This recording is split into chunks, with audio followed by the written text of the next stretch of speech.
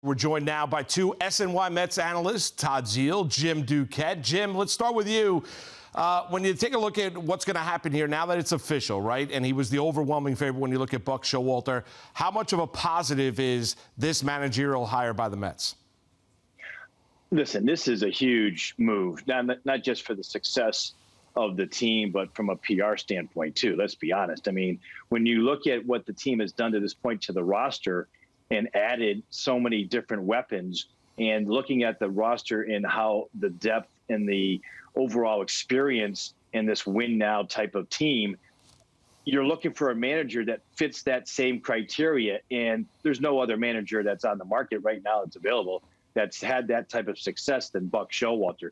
He will not be out-prepared. He's been a winner in several different organizations, and he knows how to handle today's player. And I think he relates to today's player, even though he's in his mid-60s now. So I think this one was almost a no-brainer, but really a custom fit for the Mets. You know, Ty, let's bring you into the conversation. You look at Buck's resume, right? 20 years as a manager. Next year will be year number 21. He's helped really turn franchises around, whether it be Baltimore, the expansion Arizona Diamondbacks, the Yankees. I mean, when you take a look at Buck as a manager, he's been more of a guy that rebuild the program. Now he's being brought in as a finisher. Do you like that move for the Mets? Yeah, I think it's a good move for the Mets. I think he's the guy. As Jim said, for all the reasons that he said, this team is not a team that's on the, building side that Buck's going to have to mend and then turn over the ship to somebody else to see the fruits of the victory. This is a team that's had expectations thrust upon them. They have a very talented roster. They've improved it again. And he's a guy that should be able to come in and help gel this team. I don't think it goes without saying that Scherzer was very adamant about the fact that he wanted Showalter in that role as well. Scherzer is a huge offseason hire for this Mets team, and I think he's also a huge contributor in the clubhouse. And I think what Buck really needs to do is not necessarily reinvent the wheel with this Mets team. I think he needs to galvanize them and show his leadership, which is, I think, his biggest strength and why he was the favorite in the marketplace for this Mets club. You know, Jim, from a GM perspective, right, how much of a give and take will there have to be between the front office and Buck on certain decisions? I know we all love collaboration in Major League Baseball, but how much of a give and take will there be with Buck, his experience, and the and management here with the Mets? Well, I think that's always the best way to win when it comes to a Major League team, right, is that collaboration and really listening to and having conversations with smart baseball people. And Buck is usually the most prepared in the room and one of the smartest guys. I mean, he's managed over 3,000 games at the Major League level. No one else really matches that.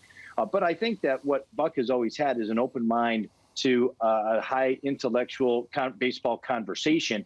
And when it comes to analytics, as an example, the Mets have this huge department now that they have filled from the analytics side of things. And they're not going to create this department. It's like almost like a new toy without it being used. You're going to use it to some degree. And so you're going to have to go down and sell that as a front office to Buck and the merits of some of the things that your analytics department comes up with. And Buck is going to take that information, incorporate it with his own eyes, things and experiences that he's learned over the years, and then use that to help make better decisions in games. So I think it's really going to be a good match, very good match, but I think the communication between the two is going to be key. Todd, how about, when you look at the culture, that locker, that clubhouse for the Mets last year kind of got soured. How big of an issue is that going to be for Buck to change the culture and make an impact in that clubhouse after some of last season's difficulties?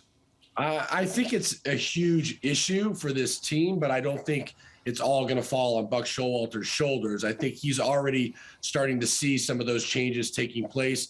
I go back again to the signing of Scherzer. Obviously, Steve Cohen wants, to win now. I think one of the most divisive guys in that clubhouse a year ago was Marcus Stroman. He's no longer in that clubhouse. So I think, that in and of itself might help, gel some of these guys. But look, Buck is a guy that, to Jim's point, is old school in a lot of ways, but has the ability to communicate with the players of today.